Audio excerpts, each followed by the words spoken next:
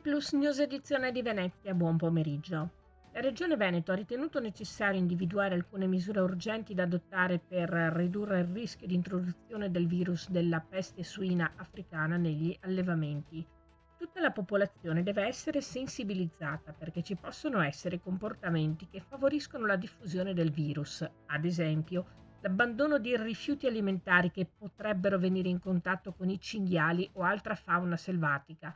Rappresenta un rischio per la diffusione delle malattie degli animali quali la PSA, il cui virus potrebbe essere presente in salumi provenienti dai territori in cui il virus è diffuso.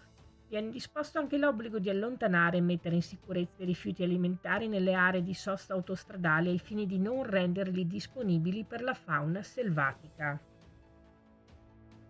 Anche quest'anno, nella giornata di oggi, 12 settembre, si celebra la Giornata internazionale senza sacchetti di plastica, un'iniziativa nata nel 2009 dall'idea della Marine Conservation Society, un'associazione che ha l'obiettivo di salvaguardare gli oceani e i mari e sostenuta da Plastic Free Onlus, organizzazione di volontariato impegnata dal 2019 nel contrastare in tutto il mondo l'inquinamento da plastica. Una giornata che è anche l'occasione per ricordare quanto viene fatto ed è stato fatto dal Comune di Venezia in questo ambito. Comune di Venezia che è socio fondatore della Fondazione Venezia Capitale Mondiale della Sostenibilità, per mettere a sistema quanto viene fatto a diversi livelli sul tema ambientale, sociale ed economico. Nel Veneto orientale 2 mesi di iniziative e oltre 20 eventi dedicati a combattere la solitudine, aiutare a cogliere le persone con demenza e abbattere lo stigma nei loro confronti.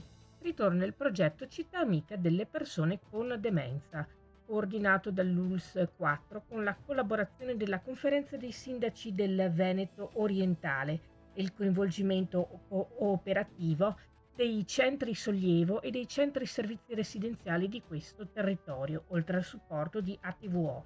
Dal 14 settembre al 9 novembre il progetto si articolerà dunque in tante attività pubbliche gratuite che spazieranno dalle mostre d'arte a quelle fotografiche, ma non mancheranno incontri formativi, camminate, letture, spettacoli teatrali, giochi senza frontiere e molto altro. Il tutto legato a un unico filo conduttore: diffondere la conoscenza della demenza, dell'Alzheimer nella popolazione. E da sabato 19 a domenica 27 ottobre andrà in scena la prima Jesolo Bike Week, una settimana di escursioni, competizioni, momenti di dibattito, eventi per i più piccoli, dedicata al mondo delle due ruote. Una grande occasione di promozione dello sport, divertimento e condivisione resa possibile dalla collaborazione fra il Comune di Jesolo con ASD Real Bike Guides, ASD Laguna Bike e ASD Jesolo Team 88. Ciclocross, escursione, attività per bambini, gravel, ciclostorica, dibattito e la classica pedalata con il campione. Da sabato 19 a domenica 27 ottobre, come detto, la città viaggia sulle due ruote. I dettagli nel nostro sito notiziaplus.it. Questa era la nostra ultima notizia. Grazie per averci seguiti. Arrivederci.